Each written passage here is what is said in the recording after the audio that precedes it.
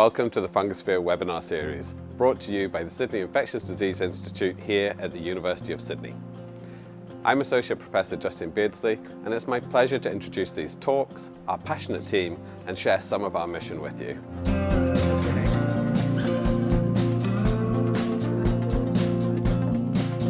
We're dedicated to increasing our understanding of all things fungal, be that human health, animal health, agriculture, ecology, or even the productive and industrial use of fungi. We are seeking to uncover the threats and the promises offered by these remarkable organisms. This webinar series is more than just a series of talks. It's a platform to bring experts in the field together to share their knowledge and hopefully to build new connections. It's a testament to the synergies that exist between researchers here, but also colleagues globally. Through these talks, we share some of the incredible work being done here in the University of Sydney, but also provide a platform for international experts to share their groundbreaking research too. So, whether you're a seasoned researcher, a student, or simply somebody with an interest in the fascinating world of fungi, you'll find something of interest in this webinar series. Together, we're going to explore the threats and the promises of the fungal world. Many fungal infections occur in the lung, and yet the options for direct delivery of antifungal agents are really limited. Direct delivery could enhance efficacy and avoid toxicity related to systemic administration of antifungals, and is a promising area of drug development. In this talk, Associate Professor Jenny Lam from Hong Kong University discusses approaches to formulating antifungals for inhaled delivery and their therapeutic potential. Let's hear from Jenny. Just to clarify that the image that you've seen is not fungal spores. So these are actually the SEM images of some dry powder particles that we prepare in the lab using different particle engineering techniques.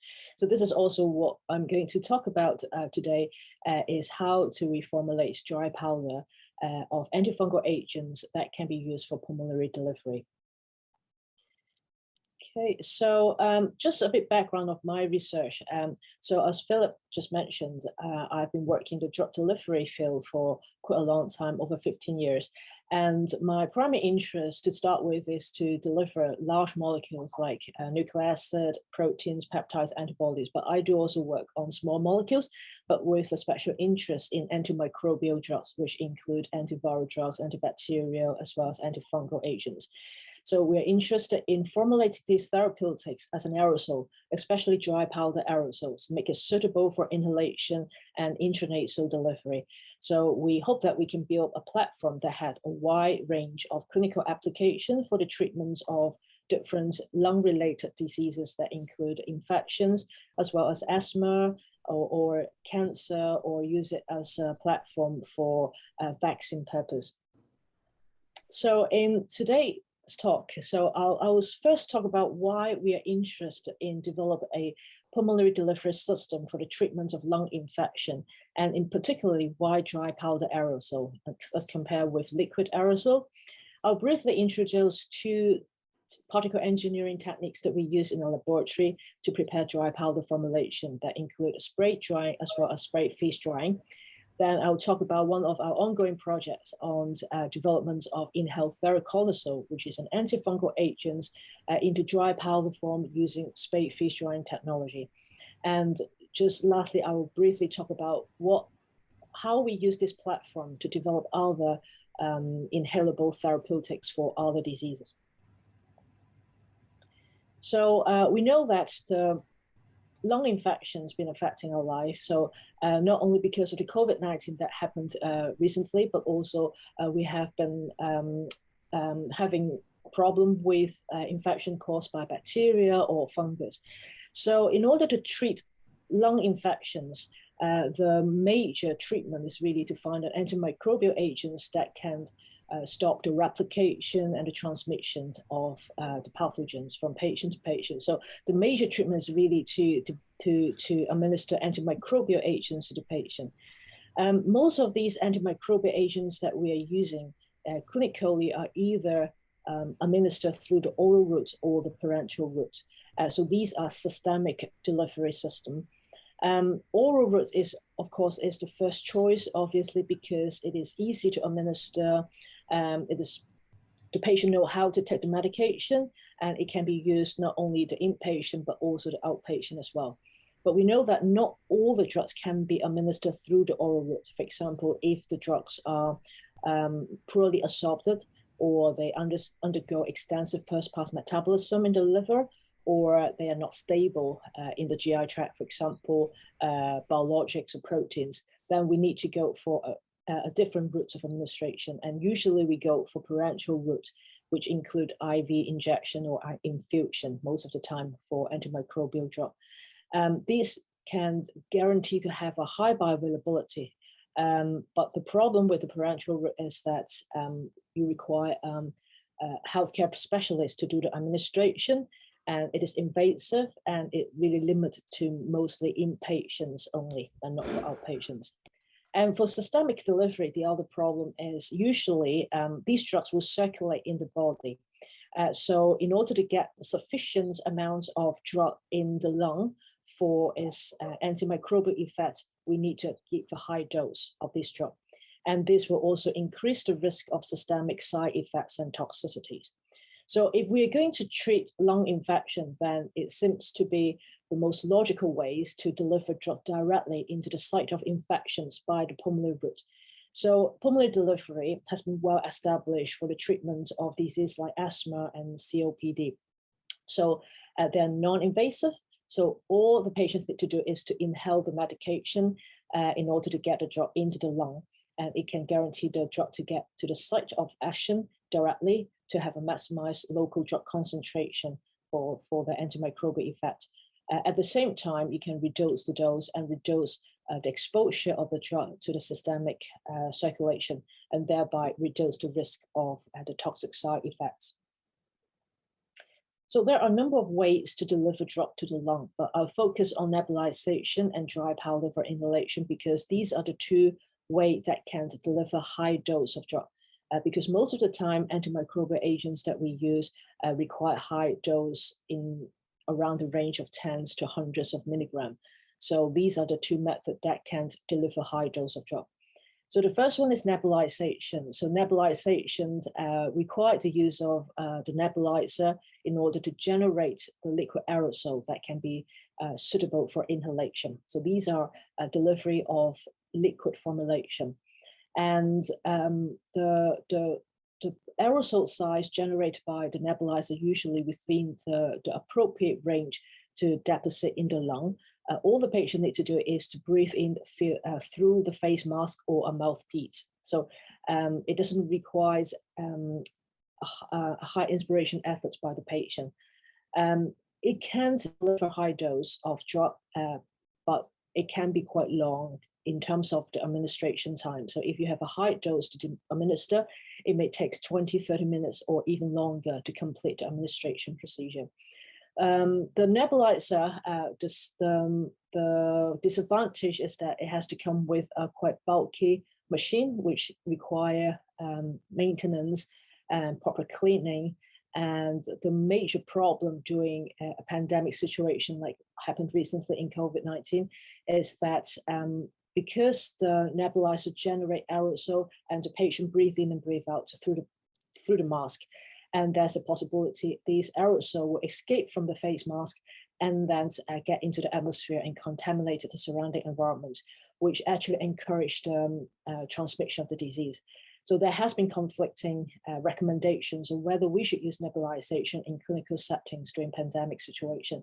But the bottom line is if the nebulization cannot be avoided, then we have to make sure that there's a proper filter on the equipments to minimize any the escape of the aerosols, and also the healthcare professional working around the patient should wear proper PPE. So another way to deliver high dose of drug into the lung is by dry powder for inhalation. As compared with nebulization, a dry powder inhaler is more portable and easy to operate. And because we are formulating the drug in a solid state, it tends to have a better stability as compared with the liquid formulation, which is particularly important if we are talking about proteins, peptides, or other macromolecules. It can also use for high dose delivery. So if one inspiration is not enough to deliver the dose, the patient always can have separate inspiration in order to get the dose required into the lung. And the major advantage of dry powder for inhalation is that because the inhaler is portable, it's very easy to carry around, it's very convenient, and it is suitable for outpatient use, and it can be self-administered. Okay, but the major issues related to dry powder for inhalation is that it relies on patient inspiration efforts in order to disperse the powder into the powder aerosol, which means that patients cannot have a poor lung function, because if the patient is very sick, they have a compromised lung function, there's a possibility that they may not able to generate enough inspiration effort to disperse the powder. So if the patient is very sick, then we need to go back to nebulization if we want to get the drug to the lung directly. So there is quite a number of different barriers to overcome in order to get the drug into the lung. First is related to the anatomical and the physiological properties of the lungs. As we all know that the lung is sort of highly branched and there are airway bifurcations, which means that the aerosol, when they cannot really, if they travel in a straight line, if they're carrying high momentum, it is very likely they will impact in the early generations in the airways. So it will deposit in the trachea, which we don't want them to. So we need to have the right aerosol properties or aerodynamic properties in order to allow the drug to sort of turn the way and get into the smaller airways and when it goes down to the lung. And also in the upper airways, there's lots of mucus, which may trap the foreign particles, including the drug itself, and that it will clear from the lung. So we don't want to see that. So we have to make sure that the formulation can escape the mucociliary clearance mechanism. And also there are lung macrophages in the lung, which may also remove the foreign particles. So the site of deposition is very important because it will directly affect the clinical outcomes. So when the patient inhales the aerosol, there are 3 different areas that the particles may deposit in. So it is very high chance that the particles actually may deposit at the back of the throat, because when the particles, especially if they're large in size, they carry a high momentum. When they breathe in, they will just sort of get straight and deposit at the throat, and eventually the particles will be swallowed and end up in the stomach rather than get into the lung. So we need to develop a smaller particles that allow them to go deeper down in the airways. So bronchial is actually where we want the drugs to locate, because this is usually the site of action for the treatment of infections or other diseases like asthma. If we want to develop a pulmonary delivery system for drug to get absorbed into systemic circulation, then we want to get the drug into the alveolus region. So when we do formulation, what we try to achieve is to allow the particles have the right size in order to reach the target site within the respiratory tract, and usually the bronchioles or the lower airways. And it has been long understood that particles within the range of 1 to 5 micrometers in terms of aerodynamic diameter can deposit in the lower airways. I'll come back to talk about what is aerodynamic diameter in a minute, but this is the size range that we aim to target our formulation. So there has been a lot of work on developing an inhalable formulation for the treatment of lung infection, especially for pseudomonal infection in patients with cystic fibrosis. There's been lots of work focused on this area, and there has been evidence showing that inhalation of antimicrobial agents can achieve a good therapeutic effect, but without the systemic toxicity. So it can reduce the drug's exposure to the systemic circulation and thereby reduce the risk of side effects. And this is very important for the patient, because if the patient experiences side effects, they may not take the medication. So that could also, if we can reduce the side effects, we can also improve the patient's quality of life. And there has also been studied to compare inhaled aerosol in powder form as to liquid formulation. And it was found that patients actually prefer to use dry powder formulation, mainly because it is more convenient to use as compared with nebulization. and it is more likely that patients will stick and adhere to the therapy, and that will also increase the clinical outcome, because after all, we need the patient to use the medication in order to treat the condition. So when we have a look at what inhaled formulation has already been approved in the market for the treatment of lung infections.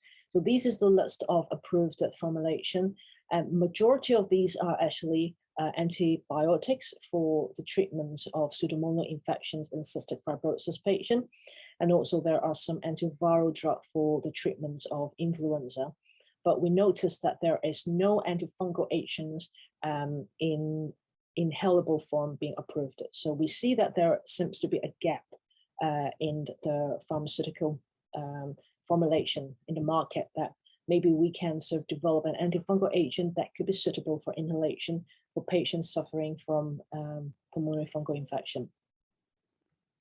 So then we have a look at what antifungal agents out there are used for the treatment of pulmonary mycosis. And there are amphotericin, the triazole, and also the echinocandin, so which are newer antifungal agents. And most of these formulations are in the IV infusions, and there are also the triazole, which is available as an oral formulation. But we all know that antifungal agents, all of them are quite toxic, especially amphotericin. They're notorious for their very nasty side effects. But even for the triazole, they also have some severe toxicity. So if we give this formulation for systemic delivery for lung infection, we either give it by IV infusion or we give oral tablet, but it will have a high dose and patients will suffer from these side effects. So we're thinking that maybe we can formulate antifungal agents as inhalable form.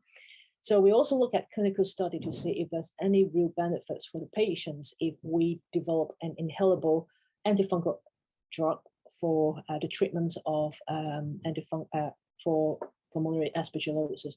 And there has been clinical study showing that by inhaled voriconazole or amphotericin actually can improve the clinical outcome.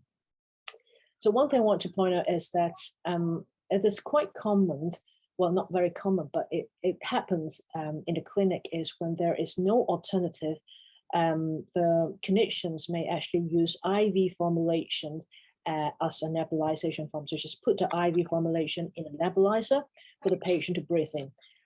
Although it used clinically, but this is not ideal because the IV formulation are not designed for inhalation.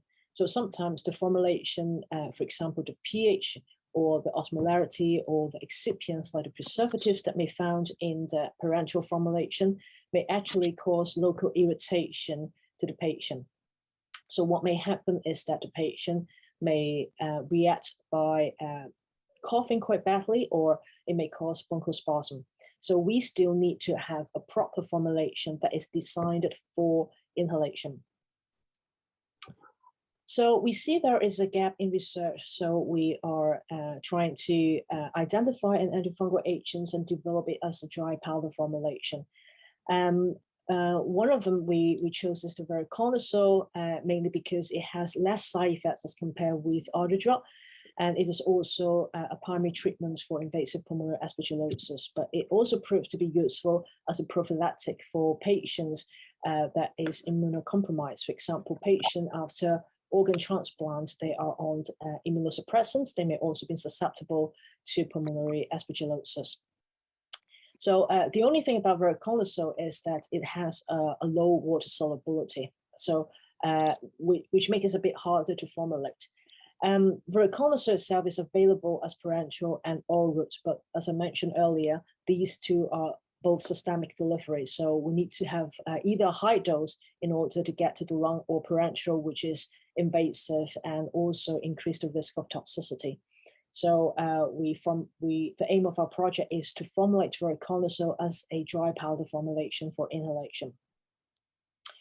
So there are two particle engineering technique that we use in the laboratory to prepare dry powder for inhalation. The first one is spray drying, which is quite commonly used in the pharmaceutical industry as well as the food industry. So in principle, you need to atomize the liquid, which could be the drug in solution form or in suspension form. So we spray the liquid so that through the nozzle, so that it's atomized into very fine droplets. And inside the drying chamber, there is a hot stream of gas. So this elevated temperature can cause evaporation of the solvent, and this is how we dry the particles. And because the liquid undergo atomization, usually we can control the particle size range quite good.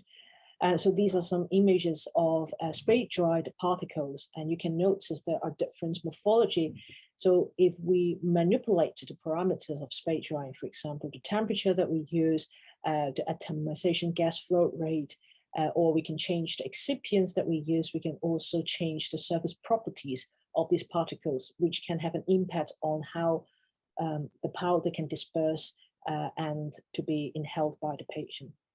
So the advantage of using spray drying is that it is a very quick method to prepare dry powder, and it is easy to scale up because the industry has used it for a long time to prepare dry powder. But the disadvantage is that it requires the use of high temperature to cause evaporation of the solvent. So it is not suitable for heat-sensitive molecules or biologics. So another method that we use is called the spray freeze drying. So this is less well-established method. The spray freeze drying has multiple steps. So the first step is still spraying. So we atomize the liquid into fine droplets, but instead of spraying into hot gas, we spray into ultra low temperature. And so we usually spray them in a cryogen like liquid nitrogen so that the particles will be instantaneously frozen. And then we will transfer the frozen droplets into a freeze dryer.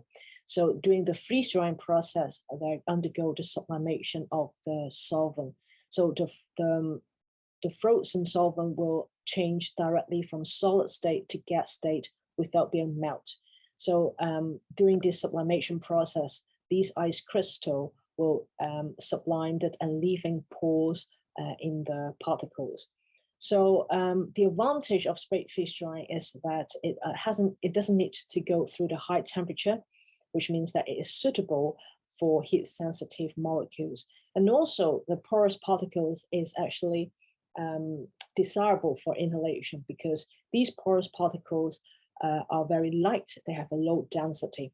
So in terms of the aerodynamic size, they could be large in physical size, but because it has a low density, it has a small aerodynamic diameter as well.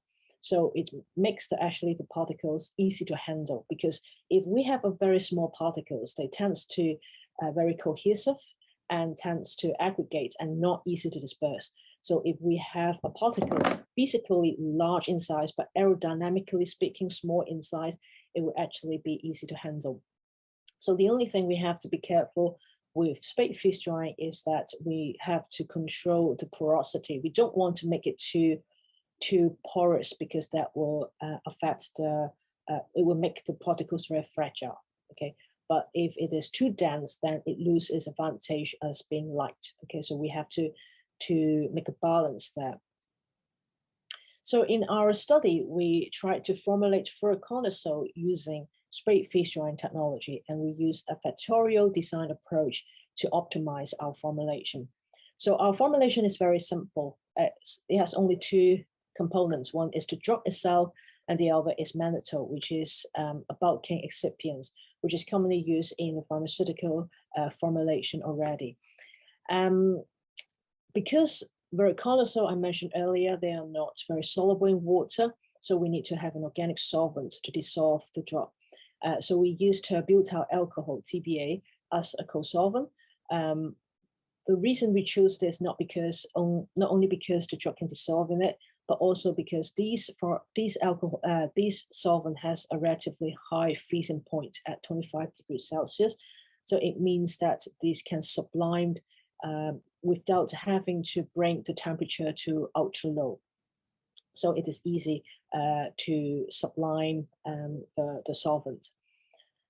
So there are three different factors that we are particularly interested in. first is the solid concentration. So the solid concentration is the solid content in the liquid for the feed solution. So as I mentioned, this will affect the porosity. The higher the solid concentration means that the higher solid contents in the liquid, it will produce denser particles, whereas if we decrease the solid concentration, we tend to produce more porous particles, but these particles may be also more fragile. We are also interested in how the drug content may affect the aerosol performance of the particles. So the higher the reconnaissance contents also mean the lower amount of excipients that we need.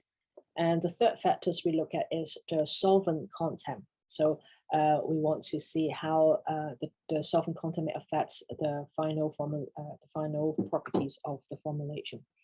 So in this factorial design approach, we use the 3 factors, 2 levels. So each of these 3 factors, we assigned a high level and a low level. Okay, so altogether we formulate 8 formulations, which is the 8 corner points of a cube. So we have each formulation have either a high level or the low level of each of the factor. And in addition to these 8 corner points, we also have the center points, which is the center or the mid levels of each of these factors. So there are altogether 9 different formulations that we prepared. So these are the SEM images of the spade-freeze dried particles that we prepared. So these are 8 formulations, which is the 8 corner points that I showed in the previous slide, and also the center point. So we produce 3 batches of center point. And I think the major thing that you can notice when you compare the images of these different formulations is that when we have a low solid concentration of 1%, we don't seem to see a proper particles there. So what you see is that these particles are clumping together. I think it's because with a low solid concentration, these particles are very fragile and they collapse. And that's why they're highly aggregating. Whereas if we increase the solid concentration to 4%, they become more robust. And that's why you can see the individual discrete particles there. And the other thing you may notice is that these particles are all porous. So they are not solid dense particles, but they are porous with pores that you can notice under the SEM. And the center points is sort of intermediate between the high and the low levels. So what we're interested in is to see how these particles perform as an aerosol. So there are 2 parameters that we are particularly interested in. The first is the fine particle fraction. So these are the percentage of particles with size smaller than 5 micrometers in aerodynamic diameter, which means that these are the percentage of the particles that can deposit in the lower airways. And the second parameters that we are interested in is the emitter fraction, okay? Because we need to use an inhaler to disperse the powder. So these are the fraction of the powder that can exit the inhaler. Because if we have a poor formulated powders, they may be so aggregating that they are not able to aerosolize and they may not leave the inhaler at all. So emitter fractions can give you an indication of how good the aerosolization is during the inhalation by the patient. So we use an equipment called next generation impactor to characterize the aerosol performance of these particles. And you can consider them as a sieve that can separate the particles according to their aerodynamic diameter. And this is how the NGI looks like. So this is the next impactor. This is the throat that connected to the inhaler. So this is the inhaler inside which we'll have the powder of our formulation. And this is connected to the pump at the back so that we can control the flow rate that we want to use. So in this figure here, they show the aerosol performance of these different formulations. So first, the gray bar is the emitter fraction. So most of these formulations actually emitted from the inhalers quite well with over 80% of emitter fraction. It means that 80% of the powder can successfully leave the inhaler. And the black bar is the fine particle fraction, which is the percentage of the powder can deposit in the lower airways. And there is a general trend that you can see is that the higher the drug content, the higher the fine particle fraction. So we did a statistical analysis with this factorial design to see which are the important factors. So as you remember, we have 3 factors that we're investigating. And factor B in our design, which is the voriconazole content, have a positive effect on the fine particle fraction, which means that the higher the voriconazole content, the higher the fine particle fraction, which is good because if we have more drug in the formulation, it actually helps to get the drug into the lower airways.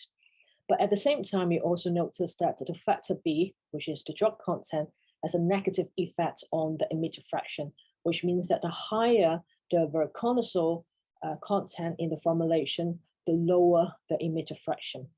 But having said that, when we look at the actual emitter fraction percentage, all of these formulations have over 80% of emitter fraction. So we're not too concerned about this, although we know that voriconazole tends to have a negative effect on the emitter fraction, it is still reasonably good.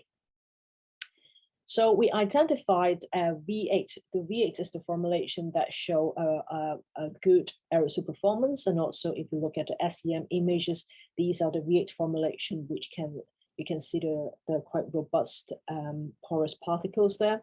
So we identified V8 is our optimal formulation in this factorial design study. And we have done about distribution assay in mice. So we have 2 groups of treatment. One is through intratracheal administration of the dry powder directly into the lung of the animal, and compare that with IV injections of VFAND, which is the commercial formulation of voriconazole for IV injection. And both of these 2 groups of mice are receiving the same dose of voriconazole. And we measure the drug concentration at different time points in the lung, as well as in other organs like the spleen, the kidney, liver, as well as in the plasma, and compare the concentration between the 2 drugs, to compare the concentration of these drugs in these 2 different groups. And as we expected, if we give the drugs through the intratracheal administration in a dry powder form, you can see there is a much higher drug concentration in the lung as compared with the IV administration. So after 30 minutes, the drug concentration is more than 10 times higher than the IV route, which means that if we want to have the same concentrations by the IV route, we have to increase the dose by 10 times. Not only the intratracheal administration can increase the drug concentration in the lung, it can also lower the concentration in other sites. For example, the spleen, kidney, and liver, there is a lower concentration of the drug as compared with the IV formulation. So we show that the pulmonary delivery can increase drug concentration while reduce systemic exposure as compared with the IV route. Then we move to sort of try to improve the formulation further, because V8 contain only 40% of the drug, but which means that 60% of the dry powder is actually the mannitol, which is the excipient.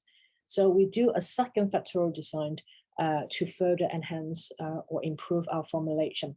And this time we not only look at the voriconazole content, we increase from 40 to 80% of the drug. We also look in other parameters like the atomization flow rate and also the primary drying temperature, and see how these operation parameters may affect the formulation. So again, we have 8 formulation plus the center points. So these are the SEM images of the spade feed powders that we prepare using we use a different nozzle. This time we use a 2-fluid nozzle. The first time we used the ultrasonic nozzle. So I'm not going into details about the different nozzle. What you may notice, these look quite different from the previous batch of formulation. You may notice they're less spherical. If you compare these 8 different formulations, you may notice that the formulation prepared with a lower atomization gas flow rate seems to have a more spherical shape as compared with those prepared with a high atomization gas flow rate. And again, all these particles are porous. And what we're interested is the aerosol performance of these formulations. And this time we compare 3 different types of inhalers. These are all commercially available inhalers. So we just use it as off the shelf and see which inhalers is matched best for our formulation. So these 3 inhalers difference in terms of the intrinsic resistance. Again, we look at the fine particle fraction as well as the emitter fractions. And first things that you notice is the breathhaler, which has the lowest resistance, give the higher fine particle fraction. So it seems that the breathhaler match our formulation better, whereas the handyhaler give the lowest fine particle fraction. So by increasing the resistance of the inhaler, it reduces the fine particle fraction of all our formulation. And the second thing we notice is the emitter fraction. This time, the handyhaler actually gives the highest emitter fraction, whereas the breathhaler sort of a moderate emitter fraction, whereas the mid-resistance inhaler gives the poor emitter fraction. But still, we think that the fine particle fraction is the most important parameters because these affect how much drug can deposit in the lung. So we do an analysis of the factorial design and notice that there are 2 important factors that affect the formulation performance. First is factor C. Factor C is the primary drying temperature. So by increasing the primary drying temperature, it reduces the emitter fraction. And also by increasing the drying temperature, actually can increase the fine particle fraction. So the primary drying temperature is important. And second is the voriconazole content. So this is very similar to our first factorial design approach, that increasing the voriconazole content can further increase the fine particle fraction. But this time the voriconazole is not having any effect on the emitter fraction. And because we think the breathhaler, which gives the highest fine particle fraction, we determine that this is a better inhaler for our formulation. So the second thing we do is we also try to use, understand how the flow rate may affect the performance of our formulation, because it is impossible that we tell the patient how hard they breathe in or what flow rate they need to achieve when they inhale the medication. Okay, we can't tell the patient that you need to inhale 90 liters per minute in order to get the drug deposit in the lung. Not only that, each patient is different. Even with the same patient, every time when they inhale, there will be a different flow rate. So we have to want to understand how dependent or how flow rate dependent our formulation is. So we use the breathhaler and disperse the powder at different flow rates. So the 90 liters per minute is a high flow rate, and then we also compare with a lower flow rate at 60 liters per minute. And this could be important when patients have infection because they may have a poor lung function, which means that they may only generate a low flow rate. So in this, we can see that the formulation F5 actually can maintain a high fine particle fraction even when we reduce the flow rate, whereas all other formulations, we can see there is a significant reductions in the fine particle fraction when we reduce the flow rate. So we identified our F5 formulation is our optimal formulation in this factorial design study. So this so far that we've got with this project that show that we can formulate voriconazole by space-phase drying to have good aerosol performance. We understand a bit better about the formulation that the voriconazole content can actually increase the fine particle fraction. Also, during the space-phase drying process, the primary drying temperature does play an important role in affecting the aerosol performance of the particles. We've also done the in vivo biodistribution study to demonstrate that by pulmonary delivery, we can achieve a high drug concentration in the lungs while reduce the systemic exposure. So the next step for our work is to, of course, to try to see whether in vivo model, our formulations can reduce or can have inhibit the fungal infections in the animal.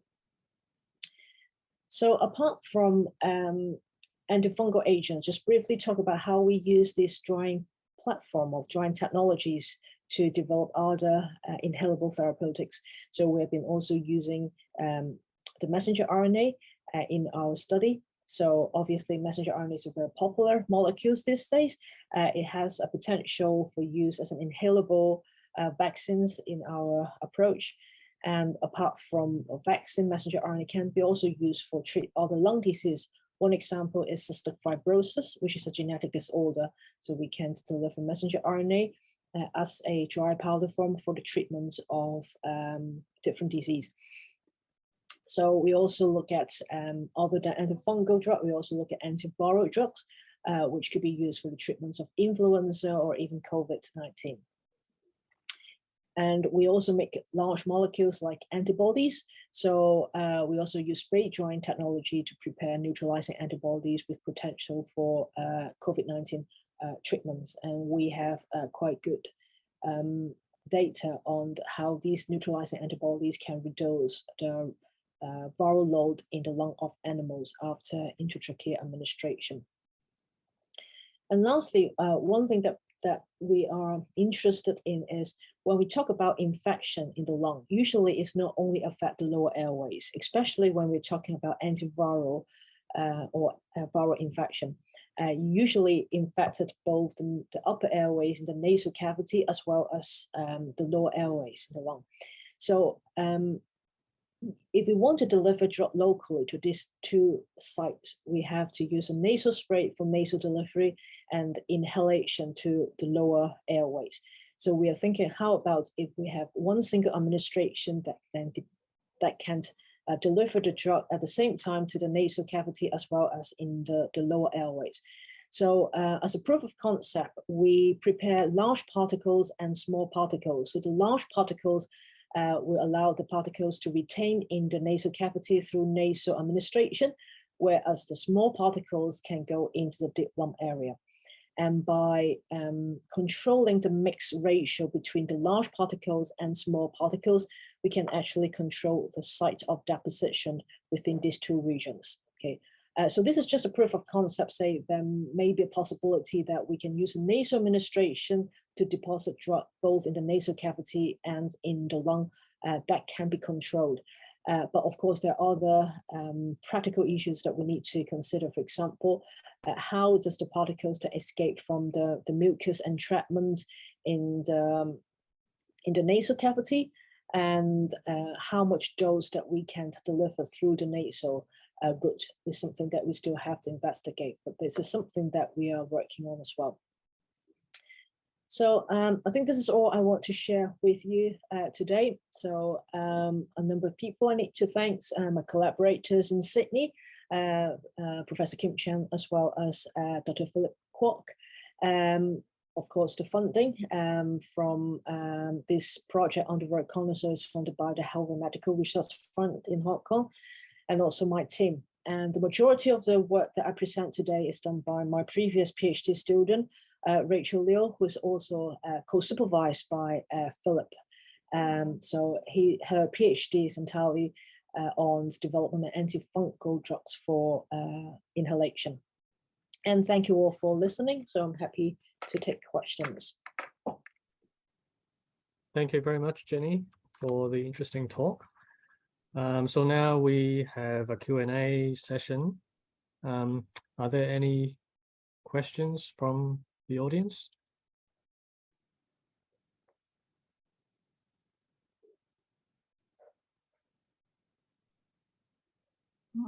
Philip, can I just ask what might be a silly question? Hi, Julie. Yeah. Hi, Philip. I mean, I've been an asthmatic all my life, so I take Ventolin quite a lot. And I know you talked about the pros and cons of, Jenny, you talked about the pros and cons of nebulization versus dry powder. So I guess voriconazole is not water soluble, so you wouldn't use a nebulizer. But if I guess my question is, if it was water soluble, why is it that drugs that are water soluble are given through a nebulizer and not something like a Ventolin, which, you know, is something that's really easy for a patient to take? So the Ventolins, you mean the metered dose inhaler, right? So the yeah, so inhaler, the pressurized thing, you know, yeah. like yeah, because it's the same principle as, you know, like, you know, a dry powder, you're breathing in and, you know, you're breathing it in and the patient will take it. Yeah. Yeah, there's a limitation of the dose that you can deliver by the metered dose inhaler, usually just in a microgram.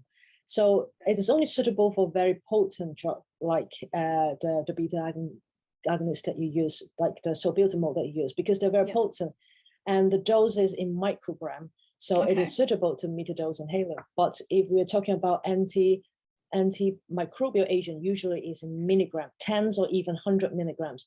Then the metered dose inhaler is not suitable to deliver high dose drug. So the option is really back to dry powder inhaler or the nebulizers. Okay, thank you. Just to add on that, Julie, so there are examples of hydrophobic drugs being delivered by nebulizers. Okay. So for example, budesonide, which is a corticosteroid for asthma, it is available as nebules, but obviously it's not a solution because they hardly dissolve in water, but they are suspended in a water-based vehicle. So, and I suppose that for asthma, if you are using corticosteroid, which is a regular kind of dose, even if the drug dissolves slowly over time, that doesn't really matter, because you want to have a baseline coverage for most of your day, right? For your anti-inflammatory effect.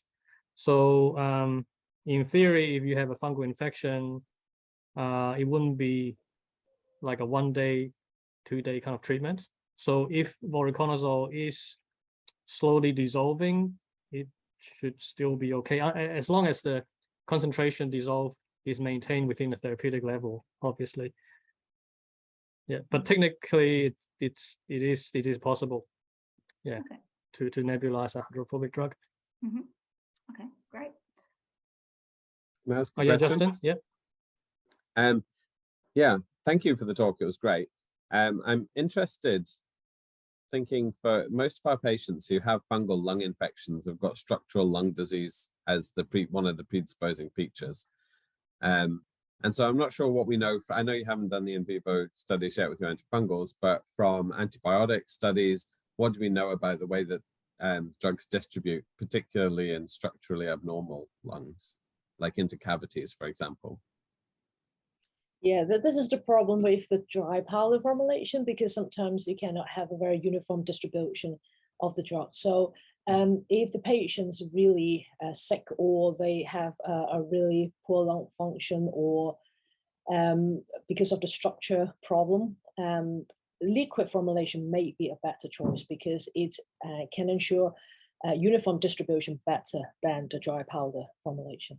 So there's a pros and cons. So the dry powder, it is portable, it's easy to use.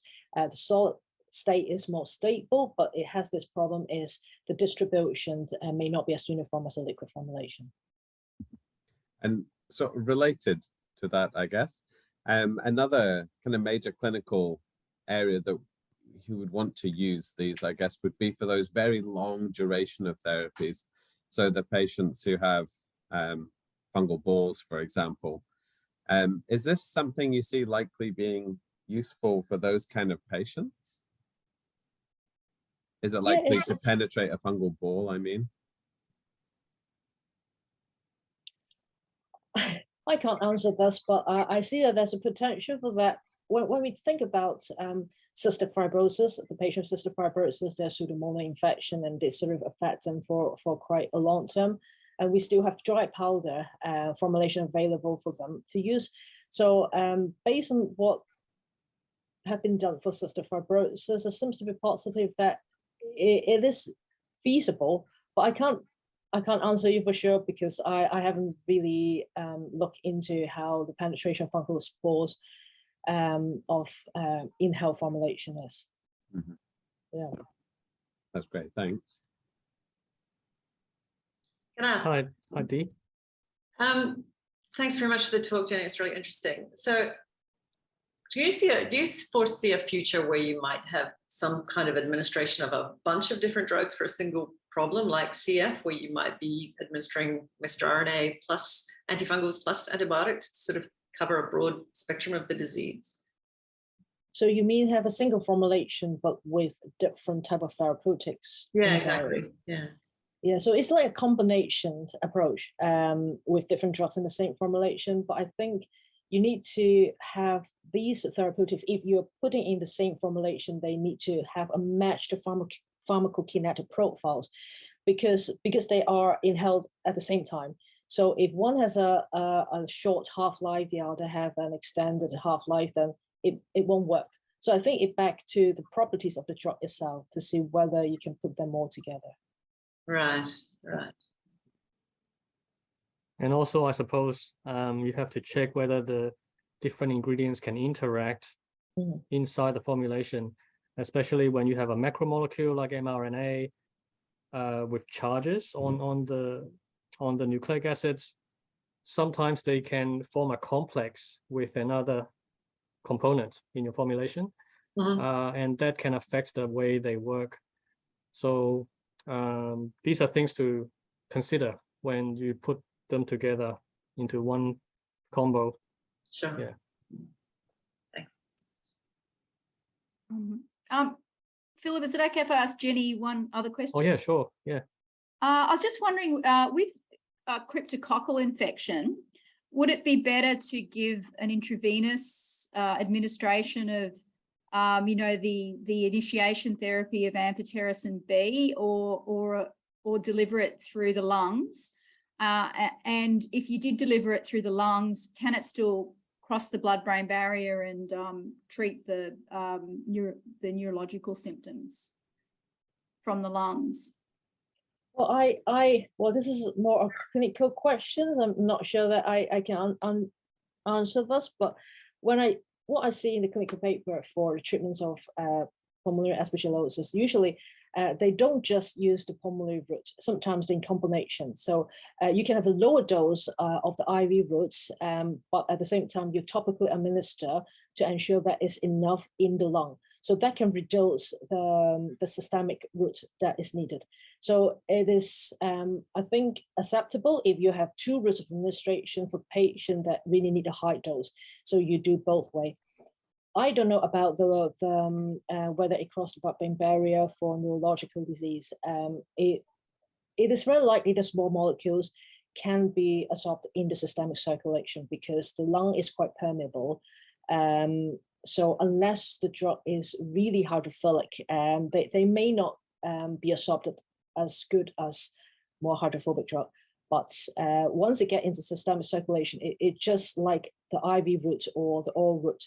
It depends on the properties of the drug itself, whether it can cross the blood-brain barrier.